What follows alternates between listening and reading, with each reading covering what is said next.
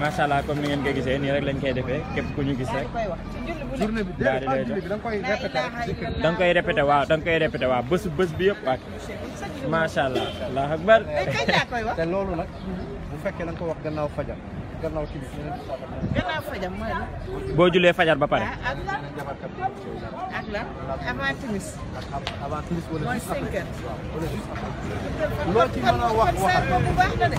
du saar ñaan la. jaajëf waay macha allah jërëjëf. waaw gis ngeen nii lañ koy defee rek dañuy jox paate. xoolal nii lañ war a def jël tali bi def nee. su ma doon yéen day xat kii tali bi day xat. waaw moom laa dina am lu ñuy dajal. waaw ñu partagé.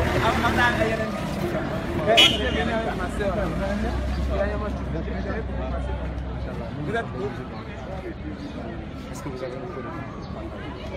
Si vous avez, vous êtes de quelle obédience? Évangélique, catholique? ba nii la tamit ci liggéey bi daf si bokk bu fekkee dañoo dajeex ki nga xamante nii moom mooy chrétien wala yooyu tamit dafay war si ñun ñu daawa ko bu ko defee comme mbokk bi ngeen gis mbokk bi taxawal nii moom bokk ñu diine chrétien la mais dañ koy defal ay La manière de la orienter, partout on doit passer pour la vie. Maintenant, moi, mon problème, un de mes problèmes, est-ce que Jésus-Christ a enseigné que sa religion s'appelle le christianisme? Bibliquement. D'où vient le christianisme? Et pourquoi le christianisme, alors que le Christ lui-même a été envoyé, pour enseigner aux gens c'est quoi les vouloirs ou les autres enseignements? Si vraiment sa religion s'appelle le christianisme, pourquoi il l'a pas enseigné?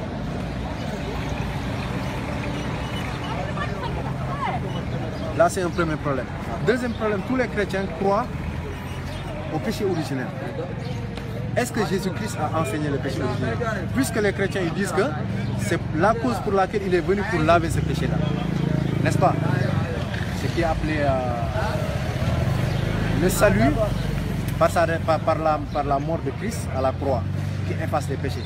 C'est ça qu'on appelle la rédemption. N'est-ce pas? Mais où est-ce que Christ a enseigné que les enfants d'Adam ont hérité du péché d'Adam? Le péché originel, c'est le Christ lui-même, il a été baptisé pour... Il a été baptisé, donc lui, il était pécheur. Non, mais tous, on est tous à la base pécheurs. Mais Christ n'a jamais enseigné ça, c'est ça le problème. Oui, mais il s'est baptisé lui-même déjà pour montrer l'exemple. Mais non, parce que l'être humain, naturellement, il n'est pas parfait. Il peut commettre du bien comme des péchés. Mais l'être humain n'hérite pas du péché de quelqu'un d'autre. Qu'est-ce qu'il te le dit? Quand tu parles dans Ézéchiel 18, verset 20 à 21, il dit que le Père ne portera pas les péchés du Fils. Le Fils ne portera pas les péchés du Père. Chacun sera responsable de ses propres péchés. Donc nous, on n'a pas porté les péchés d'Adam. Mais naturellement, on a été créé comme ça, avec le libre arbitre de choisir le bien comme de choisir le mal. Parce que toi, si aujourd'hui on te donne deux plats, un plat qui contient de la nourriture qui est bonne et un autre qui contient des pourritures, tu vas prendre la nourriture. Parce que tu as le libre arbitre de choisir ce qui est bien et ce qui est mal. Et l'enfant qui n'a rien commis, comment il peut porter le péché d'Adam et Ève alors que lui-même il n'a pas commis ce péché? La Bible dit le contraire. Et Jésus-Christ lui-même dit que les enfants sont purs, sans péché. Pourquoi? Parce qu'il fait ressembler le paradis aux enfants. Il dit laissez les enfants venir vers moi. Car le royaume des cieux est pour ceux qui les ressemblent. Car les enfants sont purs. Et le prophète Mohammed sallam a dit que les enfants naissent purs sans péché. Donc il n'y a pas de péché originel. Maintenant, d'où vient cet enseignement-là? Ça ne vient pas de Christ. Et dans Amos 3:7, il est dit là-bas que Dieu ne fait rien sans pour autant l'enseigner ou bien l'inspirer à ses serviteurs les prophètes. Donc, aucun prophète de la Bible n'a enseigné le péché originel. Aucun prophète de la Bible. Pourquoi les chrétiens y croient? Et je vous rappelle quelque chose, vous prêchez un Dieu d'amour. Nous prêchons un Dieu d'amour. Dans le Coran, Adam et Ève ont été pardonnés. Allah il dit qu'ils ont reçu des paroles de leur Seigneur après avoir péché et Allah a agréé le repentir. Et s'il y a un repentir qui a été agréé, ce qui signifie qu'il n'y a plus de péché. Et c'est ça qui est logique. Sinon, l'enfant qui naît aujourd'hui, qui meurt aujourd'hui, va aller en enfer parce qu'il est mort pécheur. Il est mort pécheur avec l'état d'un pécheur. Et Jésus-Christ dit que les pécheurs ne rentrent pas dans le royaume des cieux. Qu'est-ce qui est plus logique, mon frère? Entre un enfant qui naît, La parole unique n'est pas, on ne peut pas voir la logique de la religion. Si, on peut voir la logique. La logique. La justice, elle est logique. Oui, mais Dieu, par exemple, se dit de ne pas faire. C'est beaucoup plus croire que comprendre et voir la logique. Mais non, tu crois sur base des Écritures. Ta croyance doit se fonder sur des Écritures, n'est-ce pas? C'est comme aujourd'hui les mathématiques. Tu ne peux pas développer des théorèmes et des applications sans pour autant avoir des bases qui sont là, qui te donnent les applications, les règles, tout ça. La foi, c'est pareil. Tu ne peux pas croire en Dieu sans pour autant qu'il y ait des orientations, quelque chose qui te montre qui est Dieu. Est-ce que tu comprends? Je ne peux pas venir comme ça dire que l'arbre est Dieu. On va me demander pourquoi tu dis que l'arbre est Dieu. J'ai aucune source, aucune base pour démontrer cela. C'est pourquoi la foi, elle est toujours logique. La foi, elle est logique dans un cadre où on a des orientations, des textes qui viennent de Dieu qui nous disent. Est-ce que tu comprends? C'est pour ça que tu dis Dieu, il est juste. Il n'est pas injuste. Dans le Coran, Allah dit Allah, il ne fait pas d'injustice à ses serviteurs. Un enfant qui est né, qui n'a rien fait, il ne peut pas être considéré comme un péché. Pourquoi? Parce que le péché, selon 1 Jean chapitre 4, le péché c'est la désobéissance à la loi. Et l'enfant n'a désobéi à aucune loi puisqu'il n'a pas commencé encore à pratiquer les lois. Donc si on retient votre argument, oui. Donc on peut dire qu'un enfant qui est né de la fornication, oui. Les péchés de la fornication ne lui sont pas forniqués. Tu sais pourquoi? Parce que ce n'est pas l'enfant qui a forniqué, mais c'est ses parents qui ont forniqué. Mais pourquoi l'on dit que le péché est générationnel? Qui le dit? Est-ce que c'est Dieu qui l'a enseigné ou c'est les hommes qui le disent? Bibliquement, oui, c'est ça. Bibliquement, c'est Paul qui l'a dit, mais Jésus ne l'a jamais dit. Paul, c'est les enseignements reçus par le Christ. Non, où est-ce que Christ l'a enseigné? Puisque Christ dit dans Jean 18, verset 20, qu'il a tout enseigné, il n'a rien dit en secret. Où est-ce que Christ a dit que les enfants héritent du péché de leurs parents? Parce que ça existe nulle part. Si on se fie aux arguments bibliques, on voit que pas que l'argument biblique, que ce soit les pasteurs, les prêtres, ils ont toujours tendance à marteler le péché générationnel. Ouais, tu il sais va pourquoi? jusqu'à la 4e génération. Le Coran a répondu à cela. Le Coran dit dans Maka, Elias, ce téléphone a le Coran en français. Gagnez-moi sur 5. Il y a une parole qui va peut-être vous choquer. Mais ça se trouve dans le Coran. Ce qui montre l'omniscience. Surat 5, verset 16 à 17. Surat Maïda. 17 angol. Verset 17. Je vais lire. 17 yëpp fi ma la bàyyi woon foofu la fi ma la ko jëndee foofu. Voilà. Attends, vous pouvez aussi ouvrir en même temps. Ban verset 17. dañ koy jëndee ñoom ñu xam. Aux gens du livre. Quand le Coran dit les gens du livre, c'est les gens qui ont reçu des livres avant les musulmans. Ce qui signifie les chrétiens et les juifs. Il dit notre messager Mohammed vous est certes venu, vous exposant beaucoup de ce que vous cachiez du livre. Qu'est-ce que vous cachez du livre? Ça c'est un. Et qu'est-ce qu'il dit encore? Et passant sur bien d'autres choses. Mais tu ne l'écoutes pas, tu es un pécheur. Tu as refusé le mandataire de Dieu. C'est comme si tu as refusé Dieu. C'est ça qui était le péché. C'est pourquoi Jésus dit dans Jean, si je ne leur avais pas parlé, ils n'auraient pas péché. Mais je leur ai parlé et ils n'ont pas écouté ma parole. C'est pourquoi ils sont péchés. Et dans un autre passage, Jésus dit que je ne suis pas venu pour les justes, mais pour les pécheurs.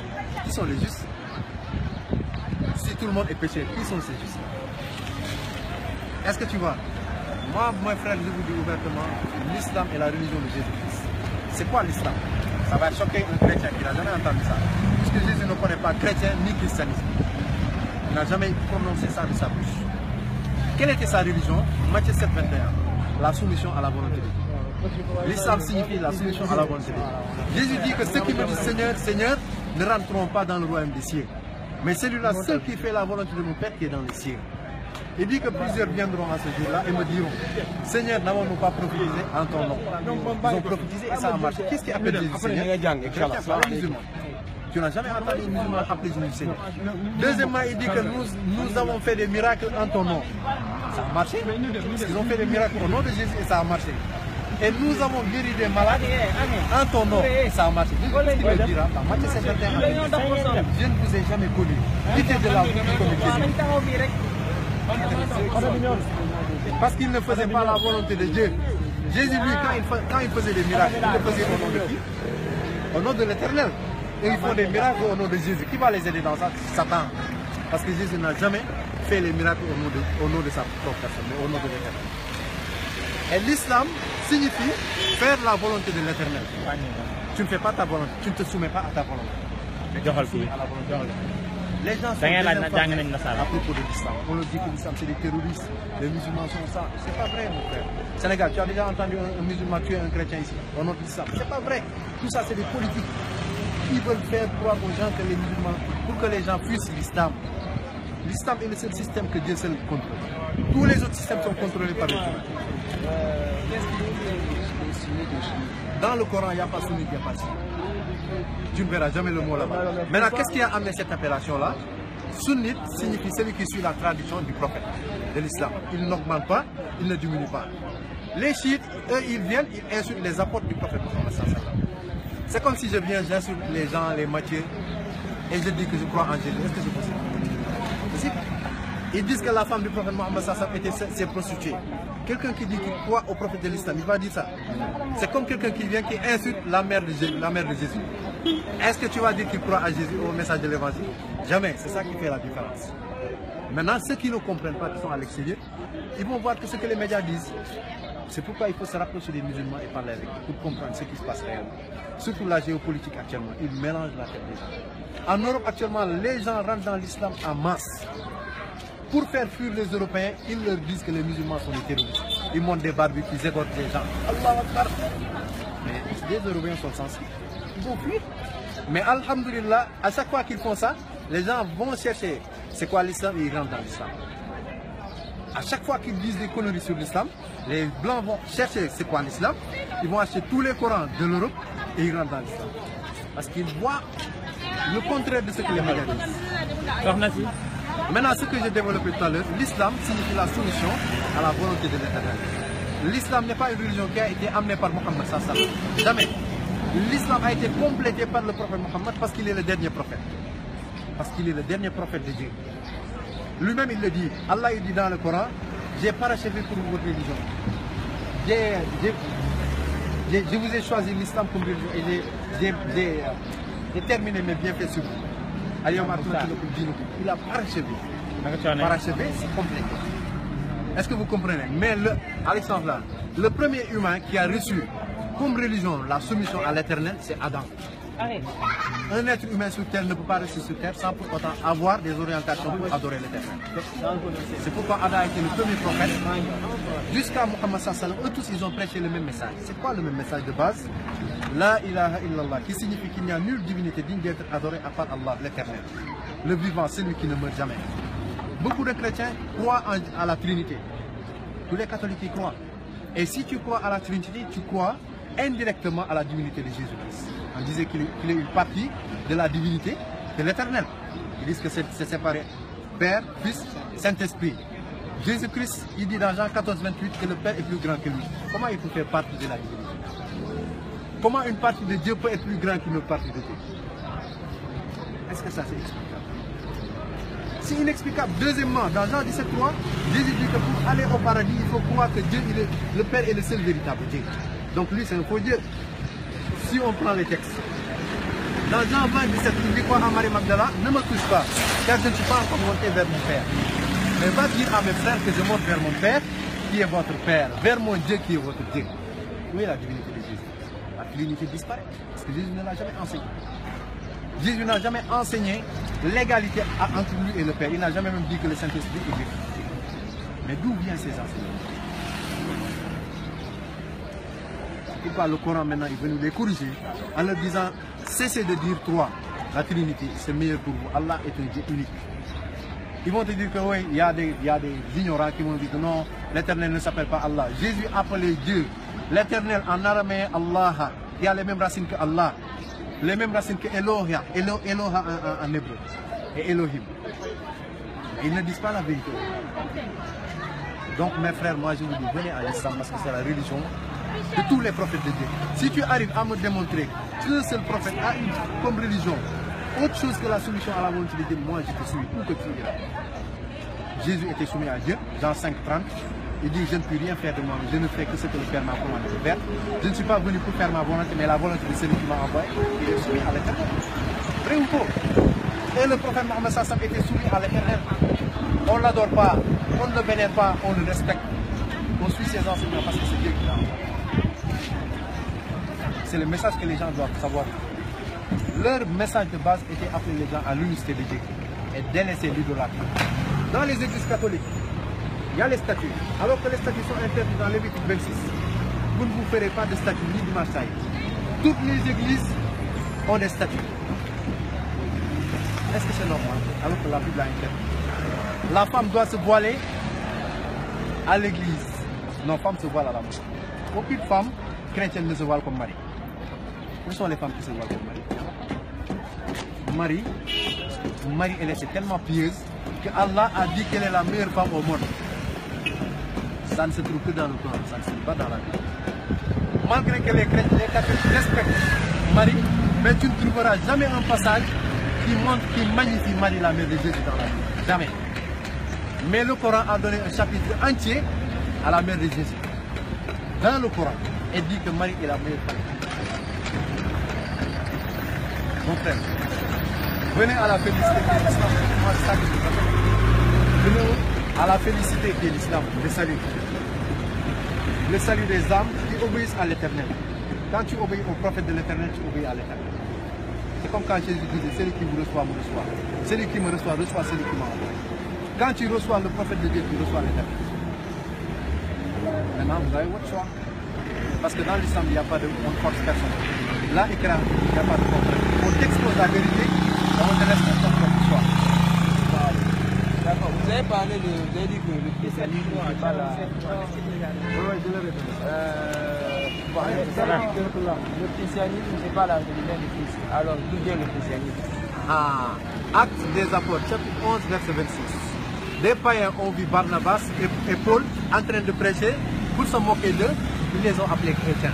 C'est pourquoi quand tu parles dans la Bible de Jérusalem, sur le passage de Actes des apôtres, chapitre 11, verset 26, il y a une note explicative. Tu regardes en bas, ils te disent que c'est un sobriquet que des païens ont créé pour se moquer des disciples de Jésus. Comment des païens vont vous choisir votre nom? Est-ce que ça c'est logique? Jésus vient jusqu'à partir, c'est des païens qui choisissent le nom chrétien aux disciples de Jésus. Et 2000 ans, les gens l'acceptent, sans pour autant comprendre d'où vient ce nom, ni chercher d'où vient ce nom. Donc il faut retenir que le christianisme n'est pas une religion. Il n'est pas une religion révélée par l'Éternel. Si tu trouves le contraire, je deviens chrétien. Sans souci. Je ne suis pas habilité comme vous à distiller les mots. Tu sais, Mais tu sais ce que tu dois chercher, la vérité, pas l'habilité des mots, mais la lumière dans la vérité. C'est ça qui est important. Que la personne ne sache pas dire beaucoup de mots ou peu de mots. L'important c'est ce qu'il dit, est-ce que c'est la vérité? non, ce que vous dites est cohérent. Parce que la vérité, elle est cohérente. Ce verset là pour l'unicité. Oui. 17, Jean 17:3. L'unicité de l'Éternel. c'est là pour Que Jésus n'a pas dit. Et c'est contraire à la Trinité. À la Trinité. Et maintenant, si tu dis qu'il y a le christianisme, il y a le judaïsme, moi je vais te demander quelle était la religion d'Abraham? Quelle était la religion de Moïse? Quelle était, non pas Moïse même, la religion d'Isaac, fils d'Abraham, la religion de Noé, la religion d'Enoch? Quelle était leur religion? Alors que le Coran dit dans Surat al-Baqarah qu'ils étaient tous des musulmans, tous soumis à l'éternel. L'islam signifie la soumission à l'éternel, le musulman signifie celui qui a fait l'acte de soumission à l'éternel. Là vous avez le choix. Je vais vous donner mon numéro. Au cas où vous aimeriez plus en discuter, moi je suis ouvert à tout le monde. Tu me connais toi? À la place là-bas. Tu étudies à IDB? Oui, machallah.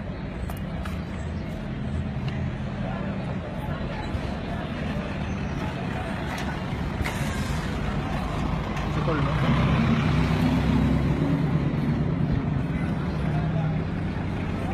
Je te donne un conseil, lève-toi à 3 h du matin ou 4 h du matin. prie l'Éternel, prie comme Jésus. Jésus priait comme les musulmans. Dans Matthieu 26, 39, il se prosternait front contre terre. Il n'y a aucun chrétien sur terre qui prie comme ça. Moi, je le fais.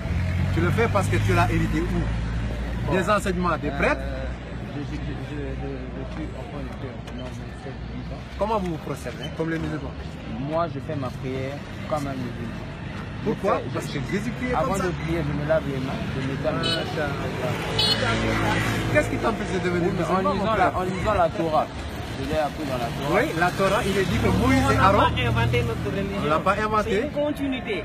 Voilà, du message des anciens prophètes. Voilà. Moïse et Aaron faisaient les ablutions avant de faire les prières, avant de rentrer même dans les sanctuaires pour prier.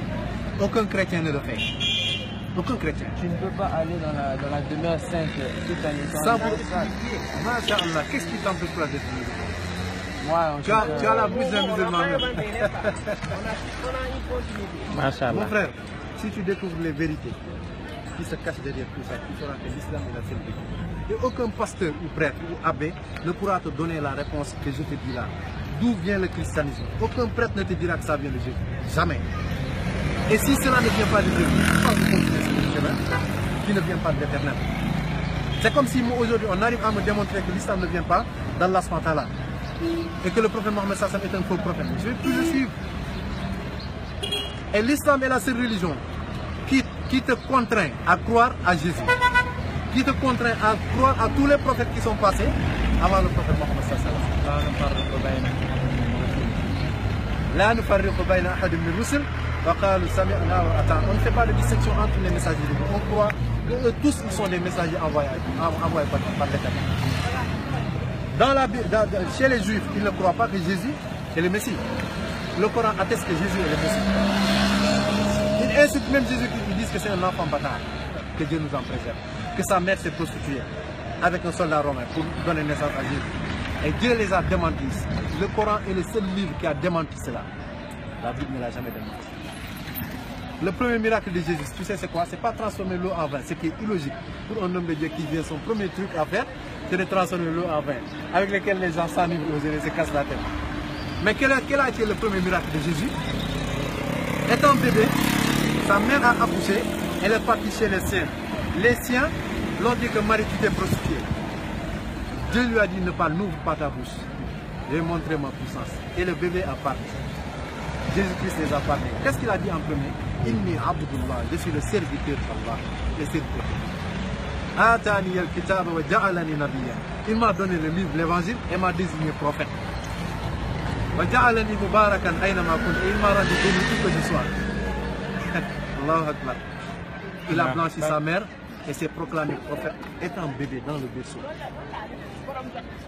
C'est le Coran qui a enseigné ça. Il n'y a aucun livre sur terre qui parle de Jésus comme le Coran l'a enseigné. Aucun. Ceux qui ne le savent pas, c'est normal, ils ne le savent pas. C'est pourquoi ils ignorent le message de l'islam. Mais quand tu rencontres réellement, tu écoutes le message du Coran, tu sauras que Jésus a enseigné la même chose que Mohammed, comme Moïse, comme les autres. Sauf que Mohammed a parachevé le message. Parce qu'aujourd'hui, l'islam règle le problème de tout le monde. Dans toutes les situations. Le christianisme ne peut pas régler tous les problèmes. Je te donne juste un exemple. Comment gérer l'économie ou bien l'héritage des enfants, par exemple, un papa qui est mort qui a laissé ses enfants avec du bien. Le christianisme ne peut pas régler ce problème. Ils vont aller au tribunal laïque. Et la laïcité, on connaît son origine. Les droits de l'homme, on connaît son origine, des origines franc-maçonniques, je sais. L'islam est la seule religion qui règle ce problème. Problème économique, l'islam est la seule religion qui règle ce problème. Problème de divorce, l'islam est la seule religion qui le règle. Parce que Jésus-Christ, qu'est-ce qu'il dit dans l'évangile?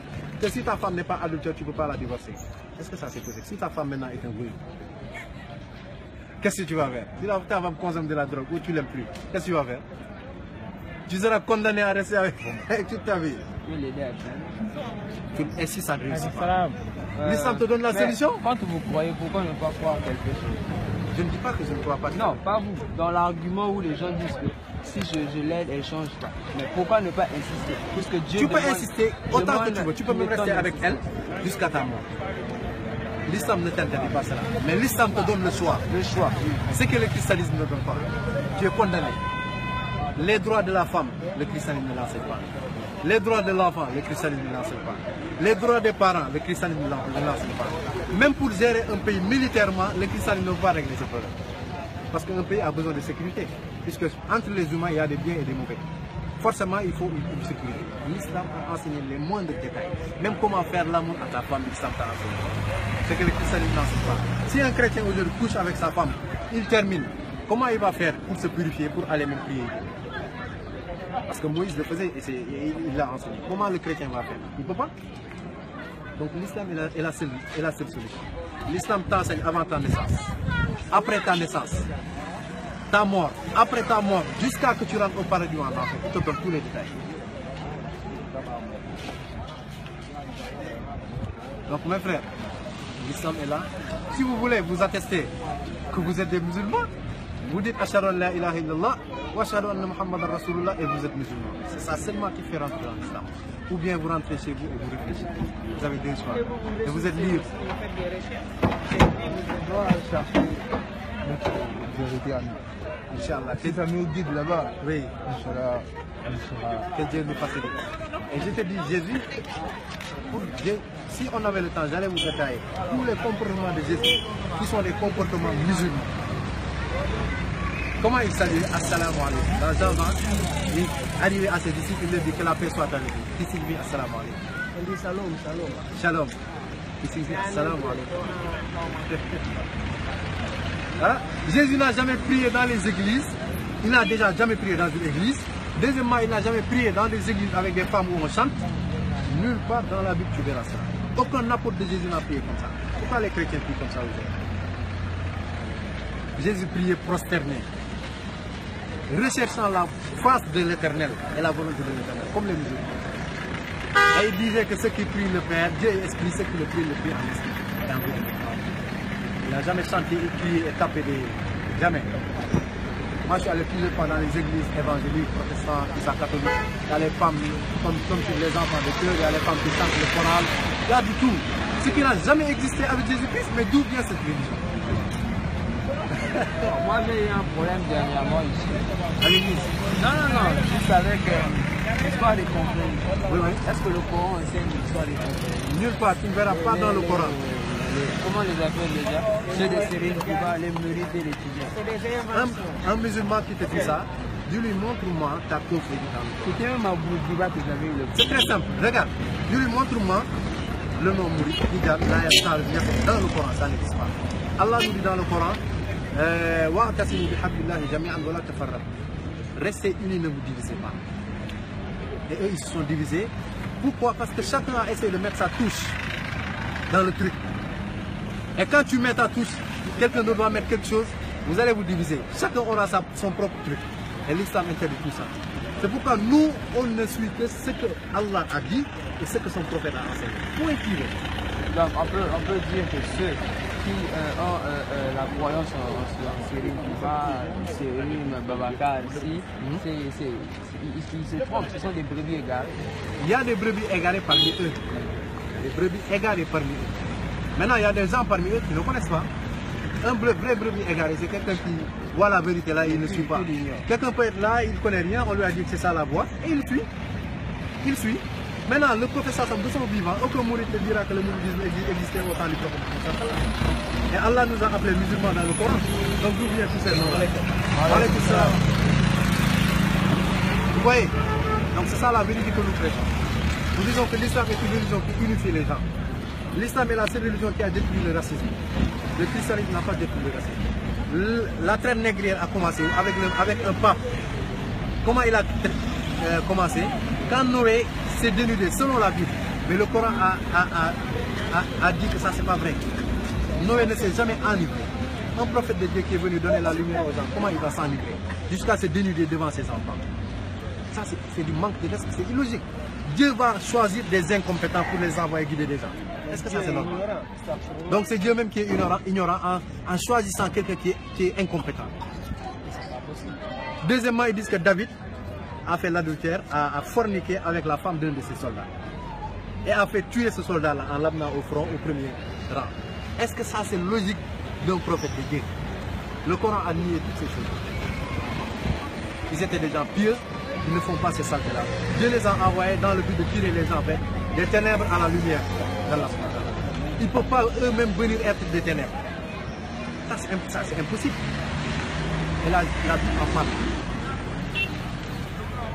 Donc mes frères, c'est ça la vérité qu'on voulait vous partager avec vous. Je pense que ça a été bénéfique. Que l'Éternel nous facilite à voir la vérité et l'accepter. C'est le plus difficile pour l'être humain, c'est de voir la vérité et son cœur l'accepter. Des fois c'est lourd. Quand tu grandis dans quelque chose, c'est pas facile. Parce que ouais, tu n'as connu que ça, tes parents connaissent, mais est-ce que tes parents connaissent?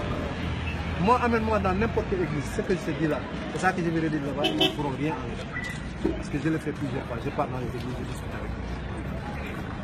Ça va être comme ça. Est-ce que tu comprends? Donc quand tu cherches la vérité, le salut est personnel. N'attends personne pour te guider vers la vérité. Demande à l'Éternel et fais tes propres recherches. Ce qui est clair dans ton cœur, suis ça. Point tiré, parce que le jour que tu vas mourir, tu seras seul dans ta tombe. Personne ne viendra pour plaider à ta cause. Personne. Tu seras seul, comme Apocalypse 21 le dit. Chacun sera jugé selon ses œuvres. Et si les gens, Jésus avait porté les péchés des gens, pourquoi les gens font toujours des péchés? Et que les péchés se sont multipliés des milliards de fois après Jésus. Alors que selon les chrétiens, Jésus a porté le péché. Est-ce que ça c'est logique? Jésus a porté le péché, mais eux ils continuent à multiplier les péchés. Le monde n'a pas changé après Jésus, ça c'est empiré. Il faut revoir ces croyances, d'où ça vient. Parce que Jésus-Christ n'a jamais enseigné ces choses. Je peux votre numéro, je pourrais vous appeler. Inch'Allah, il n'y a pas de souci. Donc vraiment merci pour l'écoute et la patience. Je suis vraiment heureux et le respect que vous donnez vraiment. Merci beaucoup. Donc allez, bonne chance pour les recherches. Et nous sommes à l'écoute. Hein? Allez, merci beaucoup. Nous sommes à l'écoute. Allez, merci. Allez, à la prochaine.